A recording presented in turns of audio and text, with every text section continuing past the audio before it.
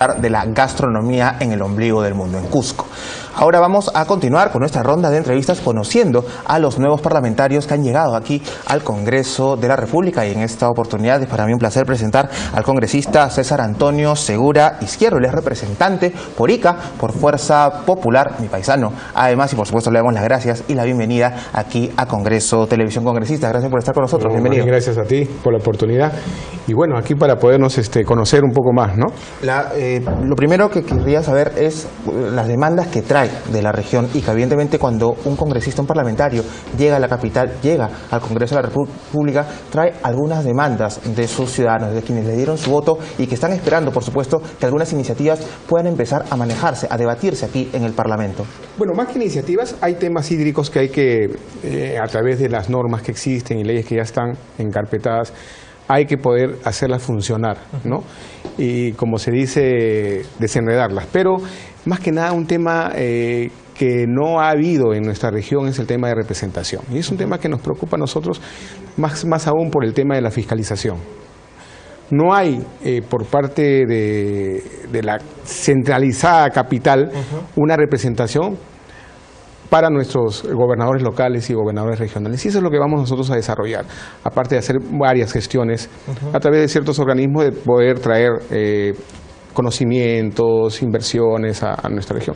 Mi perfil se ha dado siempre por el tema de gestión y ejecución. Fui presidente de la Cámara de Comercio y ahí mucho entablamos el tema de capacitar a los profesionales, a los técnicos, para que puedan desarrollarse mejor en las industrias, en las empresas, y además el tema de hacer gestión con los gobiernos locales a través de mecanismos tan importantes como obras por impuestos. Justamente estábamos revisando un poco de la información de la región Ica. En los últimos años presentaba realmente un bajísimo índice de desempleo. Llegó a estar entre el segundo de menor desempleo en el sur del país. ¿Esta situación en los últimos años ha cambiado, se ha perjudicado el escenario para Ica? Así es, ha desmejorado ese porcentaje y hoy día estamos prácticamente en el 70%, después de haber estado en el 92, 90 y tantos. Pero eso debido a que el tema global de la economía ha perjudicado al país.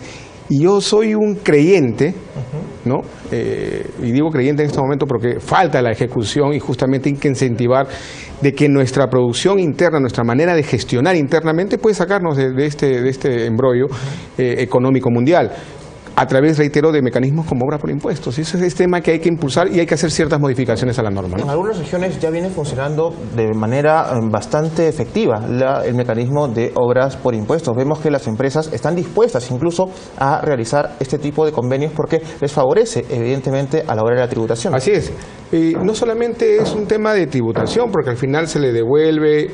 Es un tema de desprendimiento por parte de las empresas, si queremos decirlo así, porque es adelantar el impuesto del pago que van a hacer anual a una obra de magnitud social. En primera. Eso es muy importante, que las empresas entiendan que tienen una responsabilidad social con empresarial. Exacto, con las comunidades donde están operando. Así es, y es estratégica. El tema es estratégico, ¿no?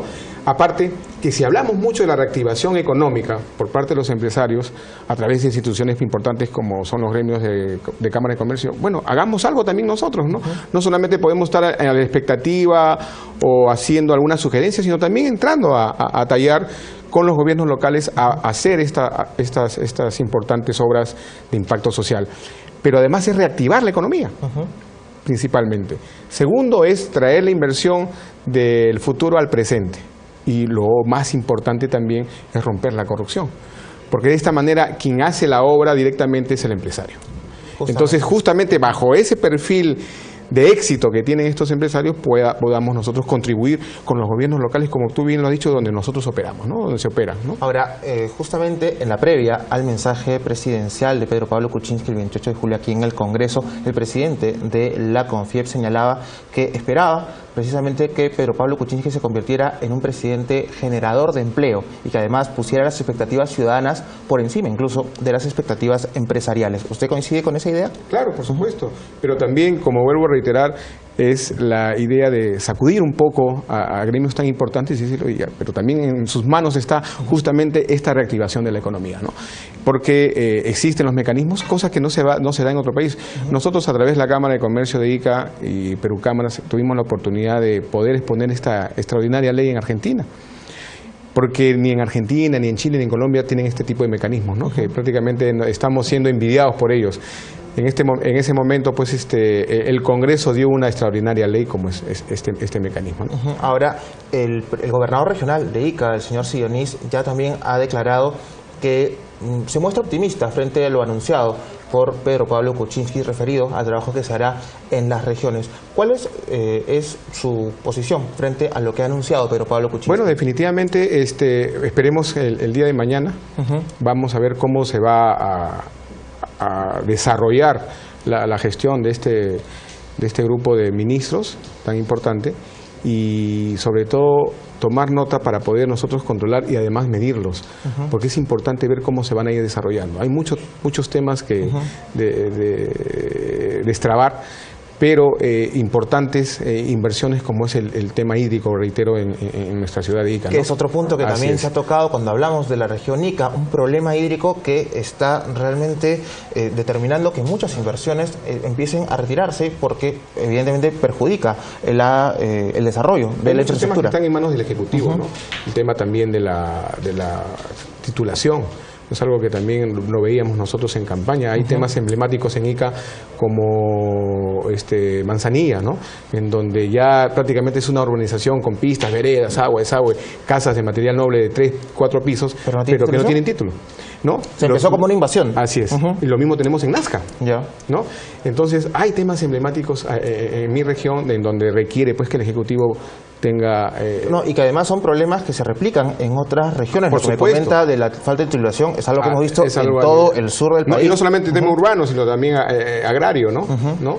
Nosotros hemos vuelto a revivir una iniciativa de ley con respecto al tema agrario, de una refinanciación en la época del niño, en el año 91, 92. Entonces hay temas que debemos nosotros seguir viendo y parte de estos problemas que tiene el sector agrario y el urbano es el tema de la titulación. Y justamente también, como usted señalaba, la corrupción se ha convertido en un problema que está frenando precisamente las iniciativas que puedan hacerse de cara a mejorar los procesos productivos, de cara también a fomentar mayores inversiones. La gente se espanta, evidentemente, las inversiones se espantan cuando ve que la corrupción lo gobierna todo. Y todo está ahí, todo está a la mano, la información. Hablaba hace un momento con la secretaria del Fiscal de la Nación y le decía pues que uno de los temas pues hay que salir del asiento, hay que ser más proactivo porque las cosas están, lo que hay que hacer es fiscalizar y denunciarlas, ¿no? De tal manera que podamos nosotros contribuir y es por eso que te decía al principio la importancia de la representación de cada uno de nosotros como congresistas. En Ica, en la región Ica somos 4. Vamos a trabajar, yo creo, en equipo y hacer una muy buena gestión para este quinquenio, ¿no? Congresista, en la previa a esta entrevista conversábamos de un tema que también es gravitante y que seguramente será revisado en este Congreso, el tema de la defensa del consumidor. Muchas veces, muchos de nosotros nos vemos maltratados, vulnerados en nuestros derechos por abusos que cometen no solo las grandes empresas, sino también algunas pequeñas que no tienen al cliente como un verdadero objetivo, sino más bien como alguien a quien solamente está para sacarle dinero. ¿Qué se puede empezar a hacer desde el Parlamento para controlar esto? Bueno, hay dos cosas importantes, ¿no? Primero hay que revisar bien la norma porque los temas de sanción por parte del ente de Indecopi, por ejemplo, va más por formas que por norma. Yo he visto sanciones a las empresas, por ejemplo, porque el anuncio del libro de reclamos no tiene el libro abierto y eso representa una multa. Entonces yo creo que, y así algunas, que la hoja está mal hecha, los recuadros están más chicos, va más por un tema de hostigamiento más que por el cumplimiento de la norma. Lo otro que sí has dicho muy importante, que por ejemplo, hay que incentivar que en las empresas, antes de una fiscalización, yo creo que lo primero que es importante es la manera de capacitar. Hay que decirle a las empresas, muchas de ellas grandes, de que el tema de la mejora continua es importantísimo para su desarrollo. Y esta es una herramienta.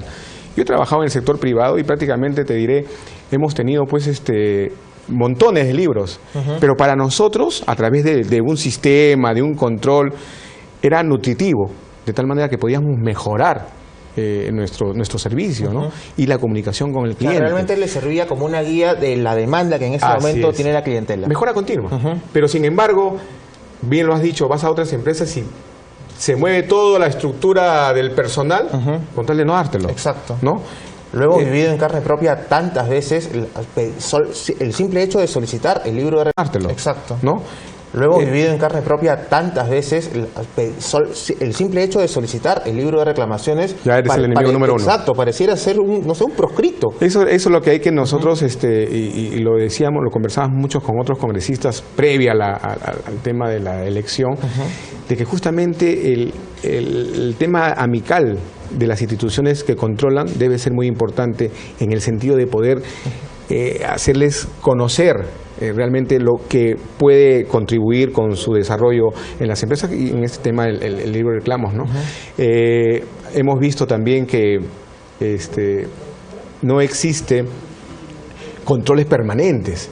Solamente cuando hay una época de campaña navideña, de fiestas, salimos con el muñequito que estamos controlando. Eso realmente me parece una burla. Es verdad. ¿No? Yo creo que el tema no está por controlar las épocas de demanda, sino que durante el transcurso, para no evitar pues realmente el desconocimiento, el caer en error, ¿no? Y controlamos solamente al formal. Que ese es otro punto también. Es otro punto, ¿no? Que son muy poquitos, ¿no?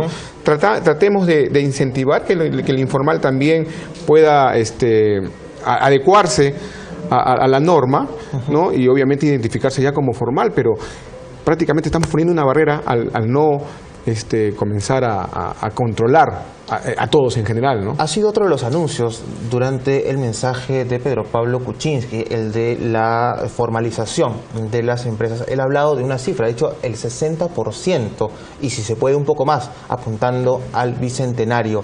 ¿Es viable este anuncio? Yo lo veo con mucha preocupación a raíz de que se pretenda bajar un punto el IGB. Realmente eso no determina que vaya a crecer tu caja. ¿No cree que la reducción del 1% vaya a incentivar la formalización? Lo que puede incentivar la formalización es prácticamente darle las facilidades y justamente que los entes reguladores de control sean más amicables, ¿no? La SUNAT prácticamente pues está cayéndote con revisiones del año 2014, no terminas con la presentación del 2014 y te está llegando la de 2012. Y te lo digo porque tengo esposa que es contadora, ¿no? Entonces, eso rehuye. Muchas de las contabilidades en mi región ya no están en la región, están en Lima. Porque como somos tan chicos y somos tan identificables, o mejor me voy a Lima que me pierdo en el total.